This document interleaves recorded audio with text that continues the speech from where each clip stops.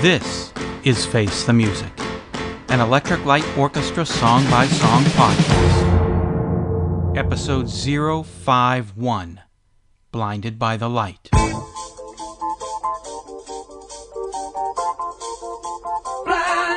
by the light, wrapped up like a douche, another runner in the night. Blinded by the light, wrapped up like a douche, another runner in the night. Blinded by the light, madman drums, bombers, engines in the summer with a teenage diplomat. In the dumps with the most, and the adolescent bumps his way into his hat. With a boulder on my shoulder, feeling kinda older, I trip the merry-go-round. With his very unpleasing sneezing and wheezing, the Calliope crashed to the ground.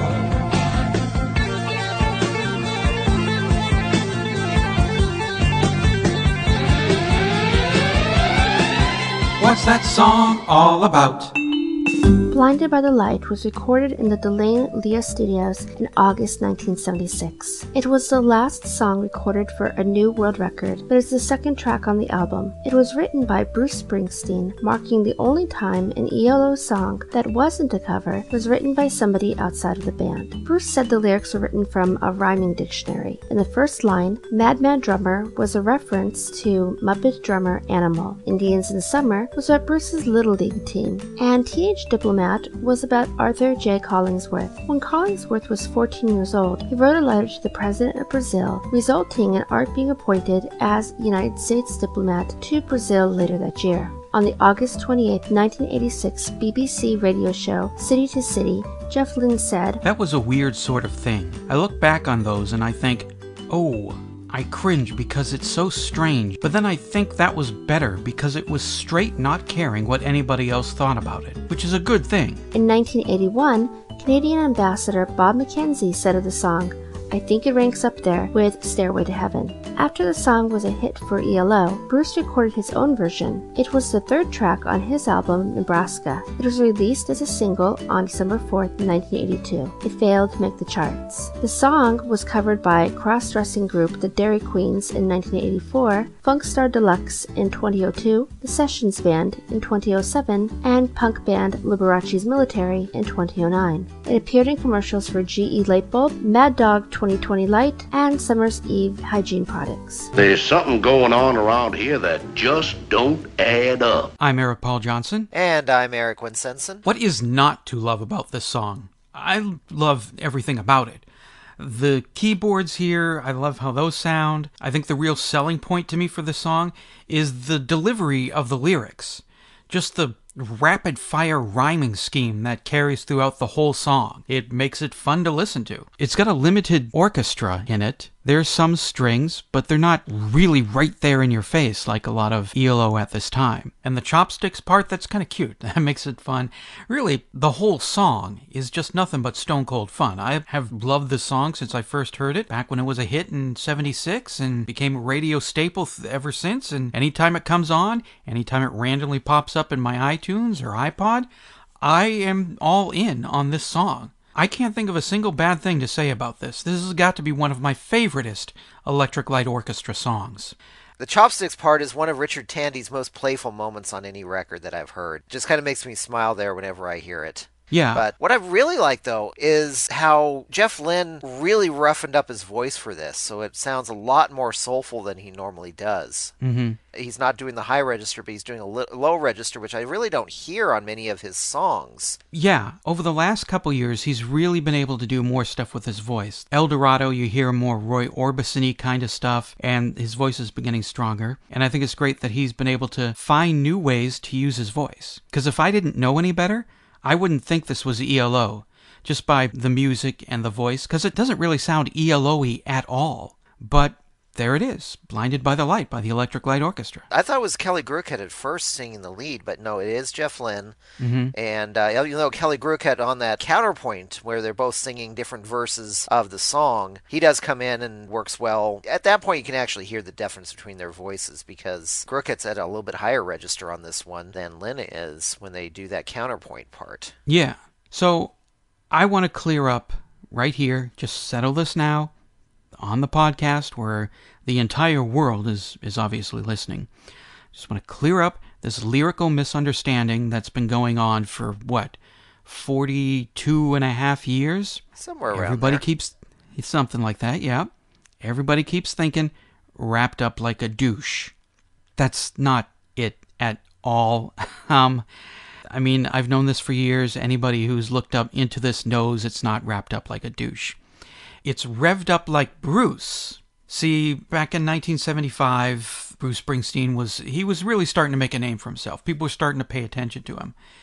And Jeff had heard that Bruce Springsteen really puts on quite a powerful show. When Bruce is performing, he gets all into it and riled up. He gets revved up. After Jeff and Bruce wrote the song, they went off on their own separate ways, their own career paths.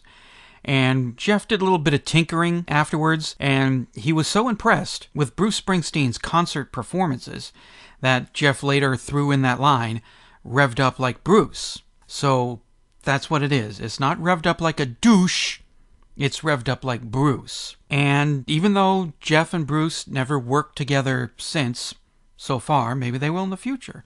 They're both still alive, they're both active, they're both still making good music records here in their 70s and 60s. So Jeff recalled the experience of writing with Bruce. In that famous line, "Don't bring me down, Bruce," that is referring to his working with Bruce Springsteen. See, on the way to the writing session with Bruce, Jeff was thinking in the car, there's a lot of talk about this Bruce Springsteen guy. I hope it's not a lot of hype. I hope he can actually bring the goods to this writing session. Because, Bruce is still a new name. So he was thinking, while being driven to the writing session, oh, don't bring me down, Bruce. And when Jeff was writing, Don't Bring Me Down, he thought, that would actually fit nicely in this part of the song. All right, we're putting this in here.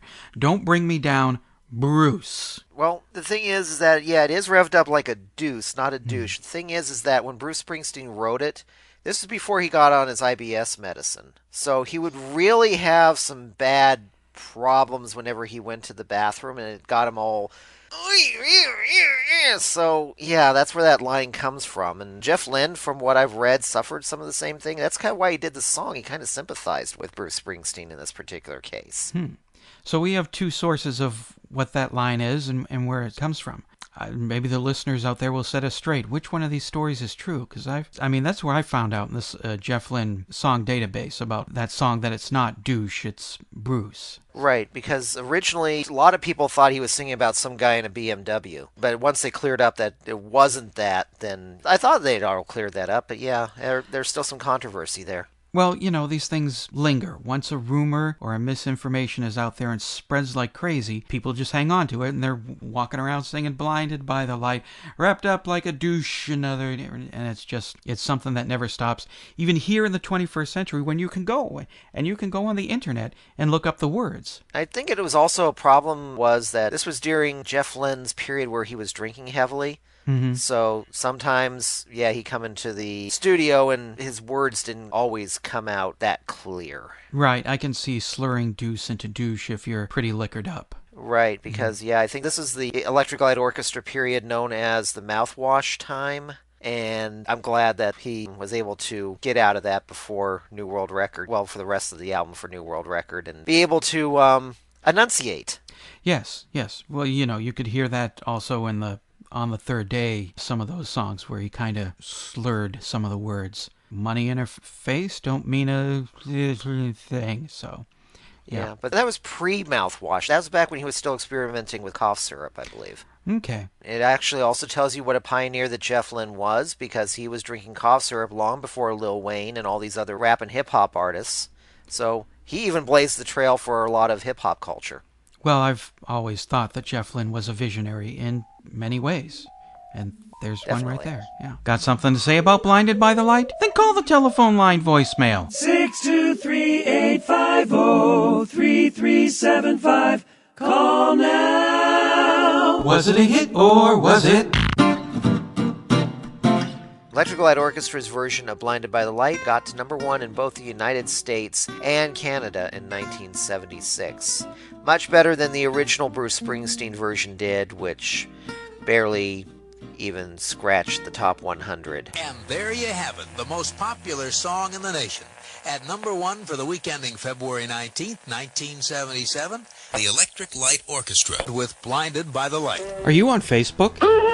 Okay, sounds like you are. Make the experience more enjoyable by joining the Facebook group Jeff Lynne's Blue World. Not only can you post anything even slightly tangentially related to ELO without some tin-plated nerd with delusions of godhood blocking, deleting, or removing you, but you can win ELO calendars, ties, even tickets to Xanadu. Ah, crap! Not the movie, the play. Jeff Lynne's Blue World. I thank God that the dream came true. Like it? Hate it? What does Madeline think? I love the song, and that's all I want to say. Bye. Wow, she liked it.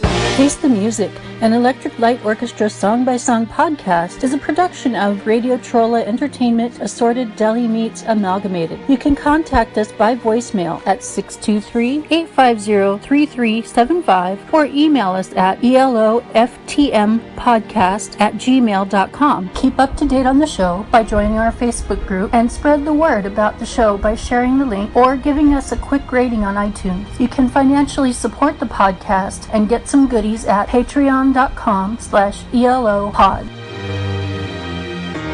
Next week, episode 052, Love is Like Oxygen.